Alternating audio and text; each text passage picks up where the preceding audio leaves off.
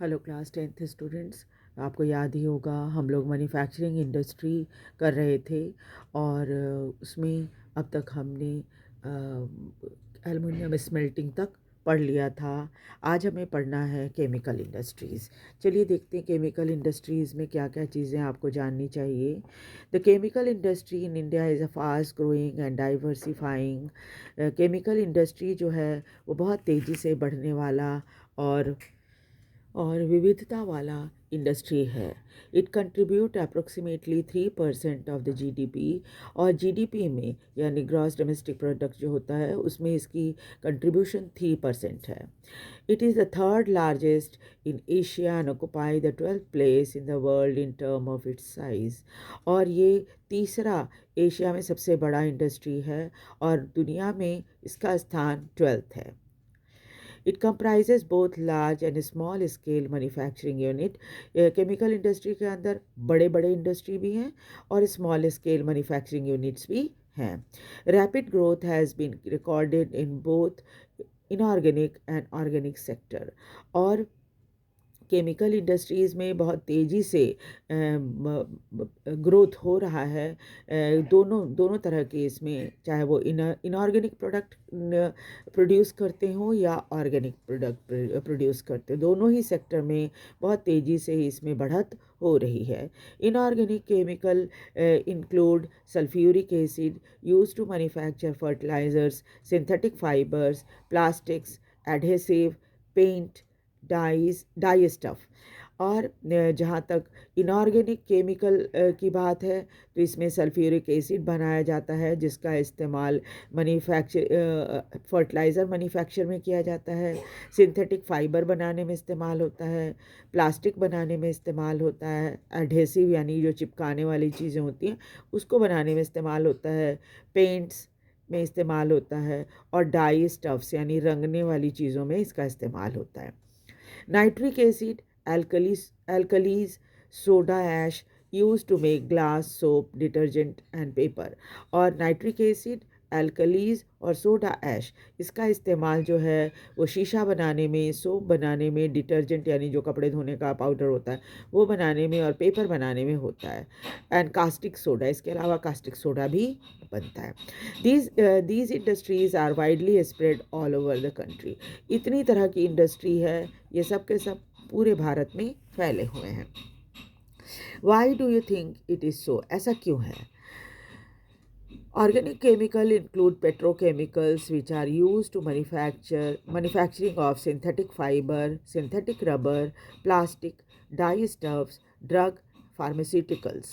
Organic chemical जो होते हैं जिसमें पेट्रोकेमिकल्स भी आता है, उसमें क्या है वो क्या क्या चीज़ें बनाने में इस्तेमाल होता है। वो सिंथेटिक फाइबर बनाने में यानी धागे जो होते हैं जो हम सिंथेटिक कपड़े पहनते हैं वो सब, सिंथेटिक रबर बनाने में जो जिसके जूते चप्पल वगैरह भी बनते हैं, सिंथेटिक रबर बनाने में इस्तेमाल होता है, प्लास्टिक बनाने में इस्तेमाल होता है, डाई स्टफ़ यानी रंगने की चीज़ें इस्तेमाल होता है, ड्रग्स बनाने में इस्तेमाल होता है यानी दवाइयाँ जो होती हैं वो, और फार्मास्यूटिकल कंपनी जो दवाइयाँ बनाती है ना उन कंपनी को फार्मास्यूटिकल्स कहा जाता है। तो फार्मास्यूटिकल्स में इसका इस्तेमाल होता है ऑर्गेनिक केमिकल का।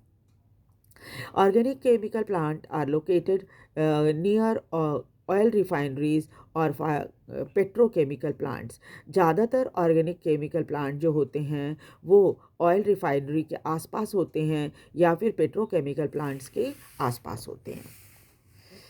The chemical The chemical industry is its own largest consumer।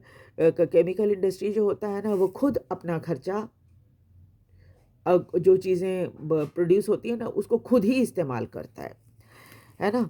सबसे बड़ा कंज्यूमर वो खुद है। केमिकल इंडस्ट्री जो है अपना खुद का ही बहुत बड़ा कंज्यूमर है। कैसे? बेसिक केमिकल अंडरगो प्रोसेसिंग, क्योंकि जो केमिकल होता है ना उसकी बहुत प्रोसेसिंग, कई बार प्रोसेसिंग की जाती है to further produce other chemical, और बार बार प्रोसेसिंग होने से और दूसरे केमिकल बनते रहते हैं। And that are use for industrial application, और फिर उसको इंडस्ट्रीज़ में इस्तेमाल किया जाता है, एग्रीकल्चर में इस्तेमाल किया जाता है, directly for the consumer market, और बहुत सारी चीज़ें तो सीधे सीधे कंज्यूमर मार्केट में आ जाती हैं। Make a list of the product you are aware of, अगर आप किसी इस तरह के प्रोडक्ट को जानते हैं तो आप उसकी लिस्ट बना सकते हैं। उसके बाद देखेंगे फर्टिलाइज़र इंडस्ट्री। फर्टिलाइज़र यानी खाद जो किसानों को ज़रूरत पड़ती है। The fertiliser industry is centred around the production of nitrogenous fertiliser, mainly urea, phosphatic fertilizer and ammonium phosphate DAP, and complex fertilizer which have a combination of nitrogen, phosphate, potash. The third, that is potash, is entirely imported as the country does not have any reserve of commercially usable potash or potassium compound in any form. India is the third largest producer of nitrogenous fertilizer. There are 57 fertilizer units manufacturing nitrogenous and complex nitrogenous fertilizer, 29 for urea, and 9 producing ammonium phosphate as a byproduct, and 68 other small unit producing single superphosphate. At present, there are 10 public sector undertakings and 1 in cooperative sector at Hazira in Gujarat under the Fertilizer Corporation of India. चलिए देखिए, fertiliser के बारे में बहुत सारी बात हमने की, पढ़ी, अब उसको समझते हैं। फर्टिलाइज़र इंडस्ट्री जो होती हैं वो centred around the production of nitrogenous fertiliser. ज़्यादातर ये फर्टिलाइज़र इंडस्ट्री जो है नाइट्रोजनस फर्टिलाइज़र, ऐसे फर्टिलाइज़र इसमें नाइट्रोजन बहुत होता है, उसको प्रोड्यूस करती हैं, ख़ास तौर पे यूरिया, है ना। उसके बाद है फॉस्फेटिक फर्टिलाइज़र बनाती हैं, अमोनियम फॉस्फेट भी बनाती हैं जिसको DAP कहा जाता है, and complex fertiliser which have the combination of nitrogen, phosphate and potash. और कुछ कॉम्प्लेक्स फर्टिलाइज़र भी बनाती हैं जिसमें नाइट्रोजन, फॉस्फेट और पोटाश तीनों चीज़ें होती हैं। The third, that is potash, जो है वो क्या है, entirely imported as the country does not have any reserve of commercially usable potash or potassium compound in any form।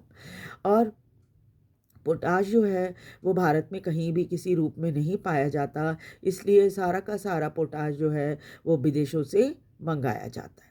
ये पोटाश किसी भी फॉर्म में, पोटाशियम कंपाउंड को किसी फॉर्म में यहाँ पर नहीं मिलता। India is the third largest producer of nitrogenous fertiliser. दुनिया में भारत जो है नाइट्रोजनस फर्टिलाइज़र प्रोड्यूस करने वाला तीसरा सबसे बड़ा प्रोड्यूसर है। There are 57 fertilizer unit manufacturing nitrogenous and complex nitrogenous fertilizer।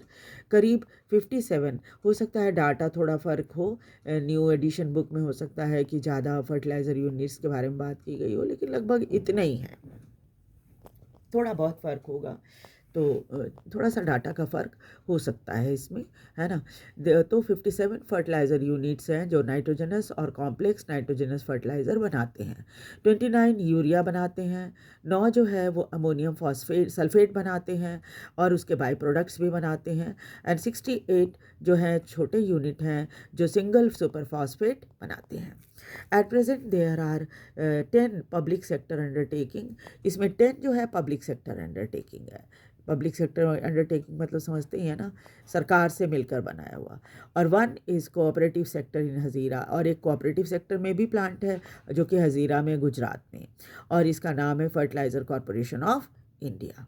ये जो कोऑपरेटिव सेक्टर है वो फर्टिलाइज़र कॉरपोरेशन ऑफ इंडिया के अंडर में है। After the Green Revolution, the industry expanded to several other part of the country। और green revolution के बाद ये इंडस्ट्री भारत के कई हिस्सों में खुलने लगी इंडस्ट्री ये वाली, के जो फर्टिलाइज़र है वो। इसमें गुजरात है, तमिलनाडु है, उत्तर प्रदेश है, पंजाब है, केरला है, contribute toward half of the fertiliser production. ये जो राज्य हैं, 1 2 3 4 5 राज्य ऐसे हैं जो कि भारत में जितना फर्टिलाइज़र प्रोड्यूस होता है ना, उसमें आधा ये पाँचों मिलकर प्रोड्यूस करते हैं। दूसरे जो सिग्निफिकेंट प्रोड्यूसर हैं फर्टिलाइज़र के, वो हैं आंध्र प्रदेश, उड़ीसा, राजस्थान, बिहार, महाराष्ट्र, असम, वेस्ट बंगाल, गोवा, दिल्ली, मध्य प्रदेश एंड कर्नाटका। अब उसके बाद देखेंगे cement industry. Cement is essential for construction activities such as building houses, factories, bridges, road, airport, dam and for other commercial establishment. Cement का इस्तेमाल जो है वो बहुत सारी कंस्ट्रक्शन एक्टिविटी में किया जाता है, जिसमें घर बनाने में, फैक्ट्री बनाने में, पुल या ब्रिज बनाने में, रोड बनाने में, एयरपोर्ट बनाने में, डैम बनाने में और दूसरे कमर्शियल इस्टेब्लिशमेंट बनाने में इसका इस्तेमाल होता है सीमेंट का। This industry require bulky and heavy raw material like limestone, silica, alumina and gypsum. इस इंडस्ट्री में जो रॉ मटेरियल होता है बहुत भारी होता है, जैसे लाइमस्टोन है, सिलिका है, एल्यूमिना और gypsum. Coal and electric power are needed apart from rail transportation. इस इंडस्ट्री को चलाने के लिए कोल और इलेक्ट्रिक पावर की भी ज़रूरत पड़ती है, और इसके अलावा इन्हें रेल ट्रांसपोर्टेशन की भी ज़रूरत होती है, क्योंकि इसमें बहुत हेवी और बल्कि मटेरियल यूज़ होता है, तो थोड़ा थोड़ा करके ले जाया नहीं जा सकता, तो रेल जो है ट्रांसपोर्टेशन में मदद करता है। The industry has strategically located plants in Gujarat that have suitable access to market in the Gulf countries. और ये जो इंडस्ट्री है वो ख़ास तौर पे इसमें गुजरात में हैं कई प्लांट, और क्योंकि यहाँ से गल्फ़ कंट्री को एक्सपोर्ट करने में सीमेंट आसानी होती है, क्योंकि गुजरात जो है कोस्टल स्टेट है, मालूम है ना आपको, मालूम ही होगा, है ना। कोस्टल स्टेट होने के कारण यहाँ से गल्फ़ कंट्रीज़ को एक्सपोर्ट करने में आसानी होती है cement. The first cement plant was set up in Chennai 1904। पहला सीमेंट प्लांट जो भारत में बना था वो चेन्नई में बना था 1904 में। After independence the industry expanded. फिर जब भारत स्वतंत्र हुआ उसके बाद बहुत सारी फैक्ट्री लगने लग गई सीमेंट की। Decontrol of prices and distribution since 1989 and other policy reform led to the cement industry to make a rapid stride in the capacity, process and technology and production। और फिर क्या हुआ, डिकंट्रोल कर दिया गया प्राइसेस को, और 1989 के बाद, और फिर बहुत सारी पॉलिसी बनाई गई इस इंडस्ट्री को सुधारने के लिए, जिसमें सीमेंट इंडस्ट्री जो है और तरक्की कर सके तेज़ी से, अपनी कैपेसिटी में भी, प्रोसेस में भी, टेक्नोलॉजी में भी और प्रोडक्शन में भी। बहुत सारे रिफॉर्म किए गए इसी के लिए, ताकि सीमेंट इंडस्ट्री को बढ़ावा मिल सके। There are 128 large plant and 332 mini cement plant in India. 128 बड़े प्लांट हैं और 332 छोटे प्लांट हैं सीमेंट के। India produces a variety of cement. Bharat में कई तरह की सीमेंट प्रोड्यूस होती है। Improvement in the quality has found produce a readily available market in East Asia, Middle East, Africa, South Asia, apart from large demand within the country। और improvement जो हुई है क्वालिटी से, क्वालिटी की, इसकी वजह से और ज़्यादा प्रोड्यूस हो रहा है सीमेंट, और इसकी वजह से भी इसकी जो मार्केट है बहुत सारी बन गई हैं, जिसमें ईस्ट एशिया, मिडिल ईस्ट और अफ्रीका और साउथ एशिया में भी एक्सपोर्ट किया जाता है। साथ ही साथ भारत के अंदर भी इसका बहुत ज़्यादा इस्तेमाल हो रहा है।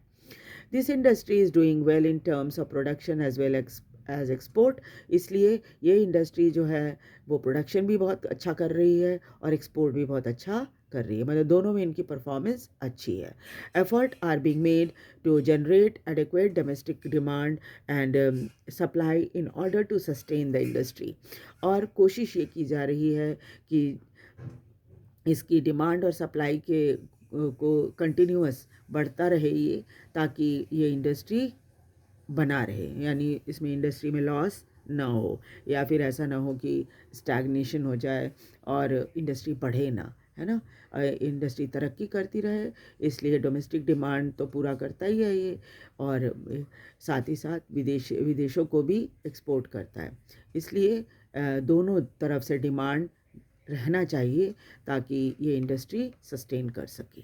ठीक है, तो this the chemical industry. Next class में हम लोग ऑटोमोबाइल इंडस्ट्री करेंगे, और मैप के में भी आप कहाँ कहाँ केमिकल इंडस्ट्री है इसको आप लोकेट करते रहिएगा, देखते रहिएगा लोकेशन इसकी कहाँ कहाँ पर है, क्योंकि एग्ज़ाम में अक्सर आ जाता है कि ये केमिकल इंडस्ट्री भारत में कहाँ कहाँ पर है, लोकेट करिए, है ना। तो मुझे लगता है आपको ये वाला पार्ट ज़रूर आपको समझ में आ गया होगा। लाइक और सब्सक्राइब कर दीजिए और शेयर भी कीजिए ताकि दूसरे बच्चे भी इसे देख सकें। Thank you very much.